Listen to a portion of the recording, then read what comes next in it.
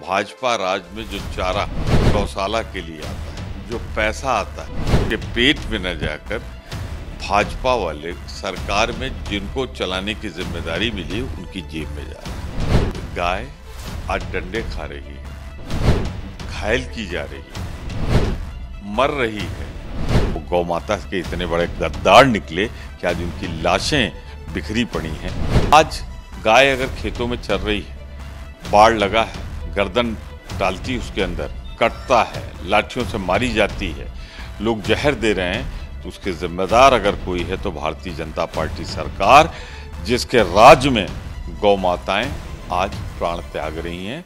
Allahabad high court ने आज एक गाय को लेकर टिप्पणी की है और कहा है कि गाय को राष्ट्रीय पशु क्यों ना घोषित किया जाए और साथ ही साथ तमाम अव्यवस्थाओं को लेकर भी सवाल उठाए हैं। बात करेंगे कांग्रेस नेता प्रमोद तिवारी जी से। सर, गाय को लेकर आज जिस तरह का स्टेटमेंट कोर्ट ने दिया है उससे कितना इत्तेफाक रखते हैं आप?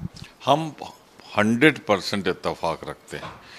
हम ये आवाज़ तो बहुत दिनों से उठाते रहे, कहते रहे कि गाय के नाम पर जो चारा, पैसा, अरबों खरबों रुपए गौशालाओं को जाता है, वो गौ माता के पेट में नहीं जाता, वो गौशाला चलाने वाले कुछ दलालों के पेट में जाता है। और गाय एड़िया रगड़ रगड़ कर मौत के आगोश में सो जाती हैं। ये बड़ा भयंकर पाप है जो भाजपा की सरकार में हो रहा है। हिंगोनिया गौशाला जहां 1100 गाय मरी थी चारे के अभाव में, टेंडर नहीं हुआ था, इंडेंट नहीं बना था, मैंने ही मुद्दा राज्यसभा में उठाया था।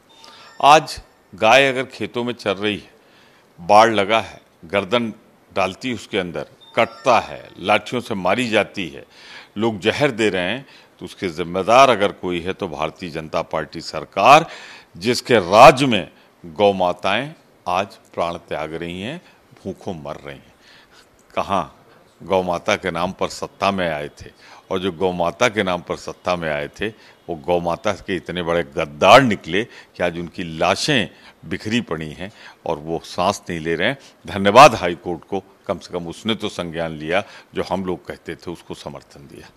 सर, कांग्रेस ने एक बहुत बड़ी गलती की है। हरदीप पुरी ने कहा है कि पेट्रोल और डीजल के जो दाम बढ़ रहे हैं वो कांग्रेस की गलती का नतीजा है, जो आज के वक्त में लोगों को झेलना पड़ रहा है।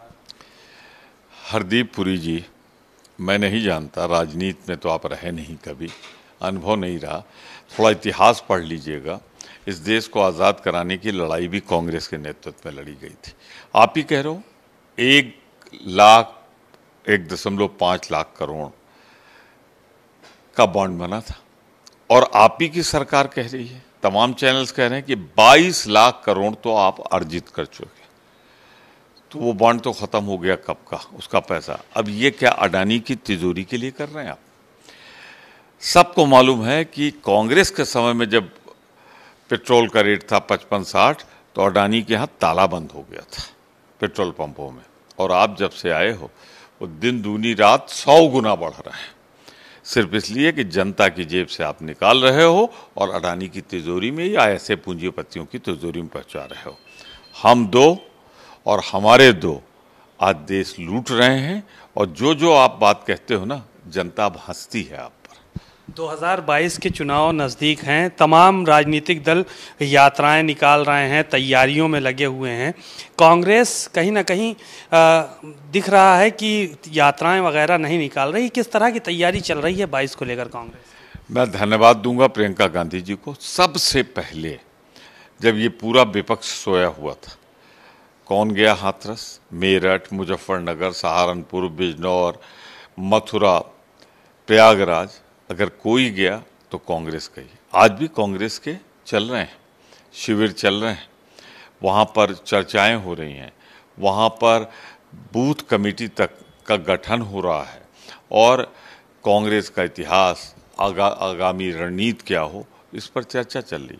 मैं समझता हूँ विपक्ष में आज अगर कोई सक्रिय है और कोई विकल्प बन सकता है भाजपा का, तो प्रियंका गांधी के नेतृत्व में कांग्रेस है। एक आखिरी सवाल ये था, कोर्ट ने एक और टिप्पणी की है मदरसों को लेकर और सरकार से जवाब मांगा है उसे लेकर। कहा है कि क्या जो धार्मिक मदरसे चल रहे हैं, ऐसा सेकुलर जो प्रदेश है वहाँ पे ऐसा जायज़ है ऐसे कि ऐसे मदरसों को जो है वो एडेड किया जाए, उनको अनुदान दिया जाए। इसको लेकर भी जो है वो एक सवाल खड़ा किया है। देखिए, भारत जब से आज़ाद हुआ, संविधान बना, बहुत से अल्पसंख्यक जो शिक्षण संस्थाएं हैं उनको अनुदान दिया जाता रहा है। केंद्र सरकार भी देती रही है, तमाम प्रदेश की सरकारें भी देती रही। तो अगर संविधान सम्मित नहीं था तो कैसे दिया गया?